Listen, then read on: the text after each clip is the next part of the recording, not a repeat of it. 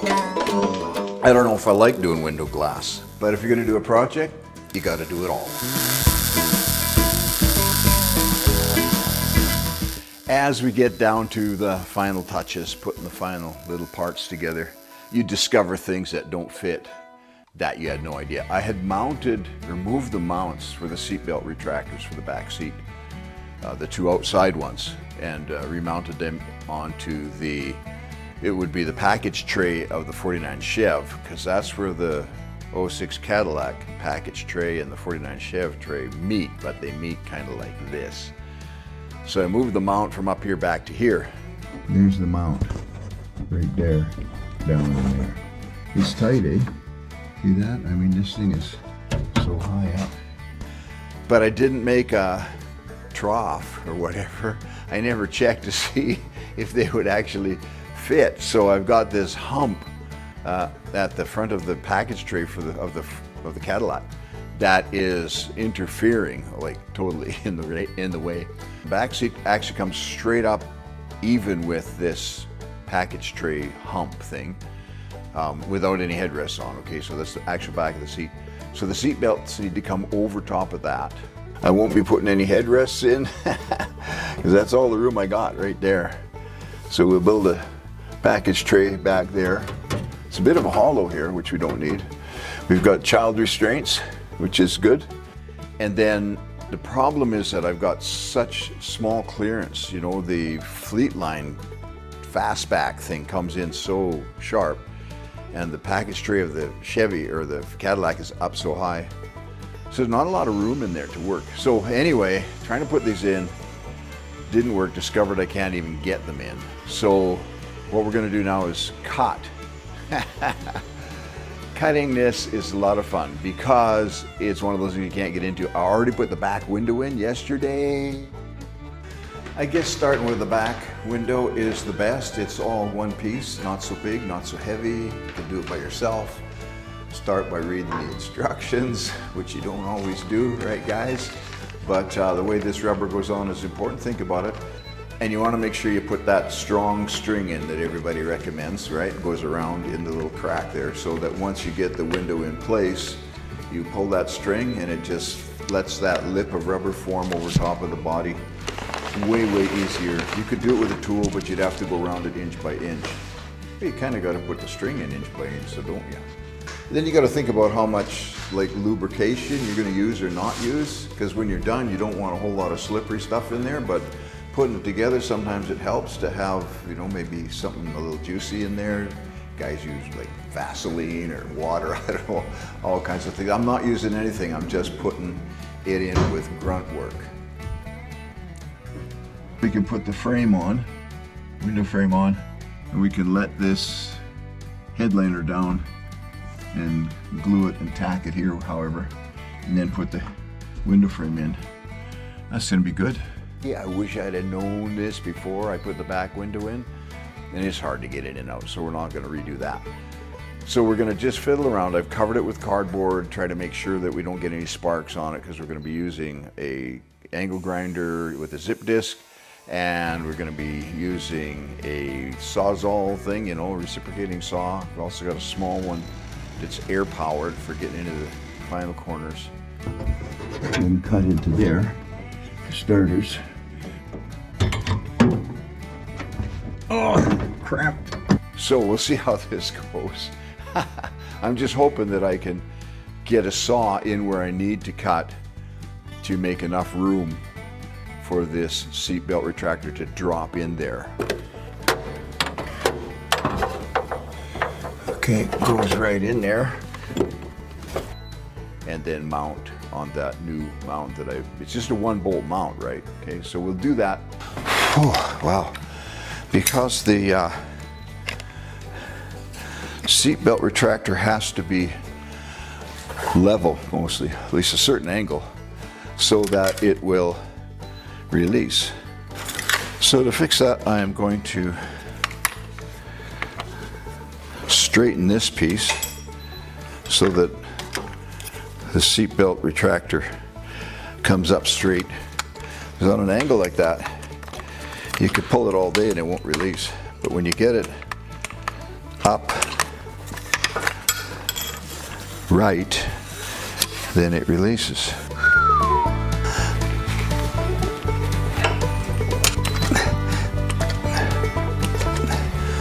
Think about like that. And then we're gonna have to design the back package tray cover. I was gonna use the one on the Cadillac. I already cut it to fit, but it's kind of bulgy and I need all the room I can get between the back seat and the roof of the car. Mostly so that there's some field of view out that back window for a rear view mirror. And then the windshield is a lot more fun. I've done not many. Did one on my 55 Dodge truck. Had my son help me. I'm gonna get my wife out here to help me lift this one in, the two-piece one. Of course, it's a little bit floppy. Again, follow the instructions. There's two kinds of rubber molding for this one. The one that has the stainless steel bling kind of strip in it on the outside, and the one that doesn't. So if there's no crack for that, you've got the stainless steel less window rubber. Turns out my car originally had that, but I had no idea because it was all apart when I got it. So I got the one without any stainless. Just saved me some hassle. But you know, it's just a plain black window frame now. So actually we had to go like in and out a few times and try to get the thing lined up.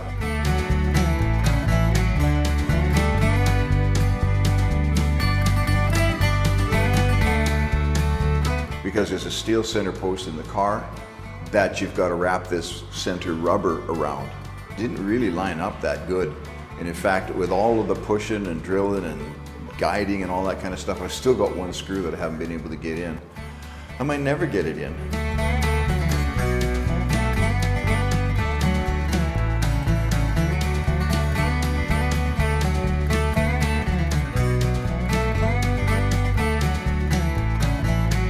Again, that string around really helps a lot, but make sure your string is strong enough because you're going to have a pretty heavy pull on that, and you don't want it to break, then you got a real mess.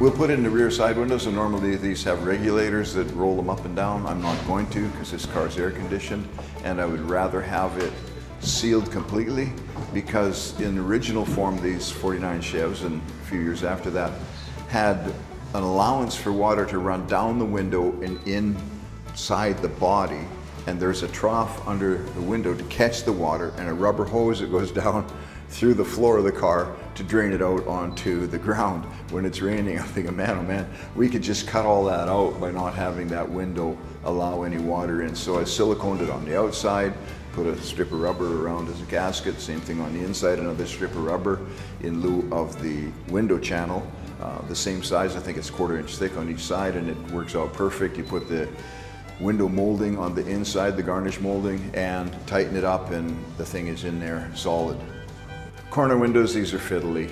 So you can go back to episode 88 and I talk about the first part of restoring these corner windows. Had a little bit of trouble. That episode is called something like I Lost a Corner Window, which I actually did and had to kind of make a new one out of other parts. I've got tons of these corner windows out of a bunch of different cars because you just collect them, right? And you store them, but then turns out that hardly any two of them are the same. They're all like different sizes for different models of car. In order to chrome plate the pieces, you have to take them totally apart, like drill the rivets out. Every little piece has to come apart. And then the chrome platers will grind it and chrome it. And then you got to put it all back together. So that requires rivets. And I've got these 1/8 inch aluminum rivets and an air chisel gun. So I just cut the end off of one of the pointed chisels and made a flat end on it and then drilled a little bit of a dip in there to make the right shape for riveting the bottom end of these rivets over.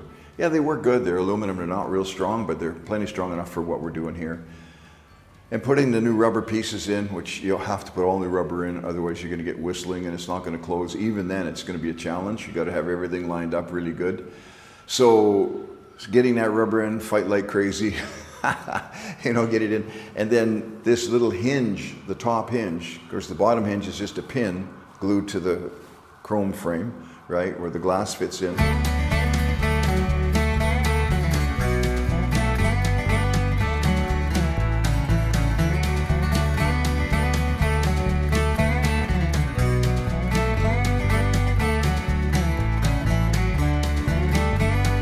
Top hinge is a little like a hinge, and it's got this special rivet that's got a shoulder on it. It's two sizes. It goes down through the top, and then the bottom hole in the hinge is smaller so that it all fits together and doesn't get too tight and bind in there. If you use a punch like this, right, you can spread that because it's hollow in there. So it's a bit of a challenge getting that in. It's all slippery and everything, but put a little, some kind of a stopper in your vise or whatever that you can pound against.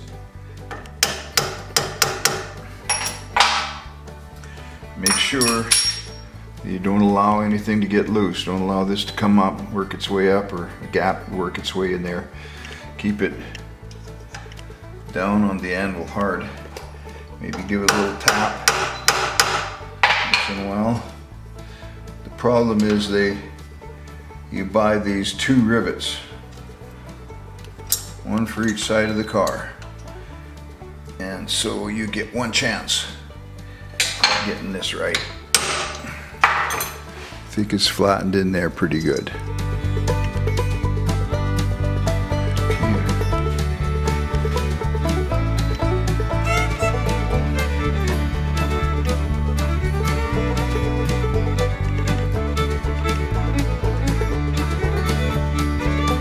The door windows, we're going to this has got the old glass in it still on the channel, so we're just going to paint the steel part that I've cleaned up and welded new kind of holders for the Cadillac window regulator parts to fit together. And we're going to paint that just to keep it from rusting and getting ugly. There's bound to be a little bit of water getting into there because there's not a real good seal on these cars. It's just a felt strip that goes along the bottom of the window. You know, from the outside of the door to the window glass, there's just that strip, and water could definitely drip through there, especially in heavy rain.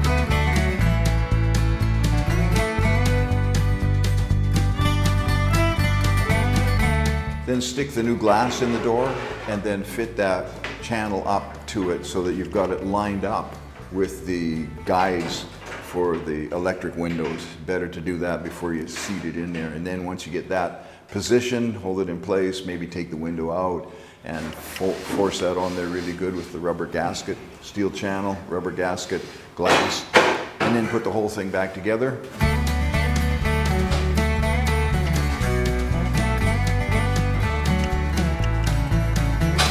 And basically what I did was tape these windows up so they stayed in the up position, because I don't have the regulators hooked up yet. I'm going to put all that electric stuff in after, but right now I just want to get all of the glass lined up and put in place.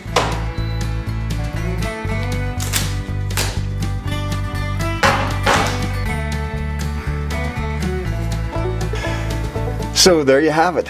Whew. Contortion. But we're getting it. So in case you never noticed, there's always something to deal with in life and cars, old cars. But we get it, right? Because we just keep putting one foot in front of the other. So I'm excited about the way this is coming together.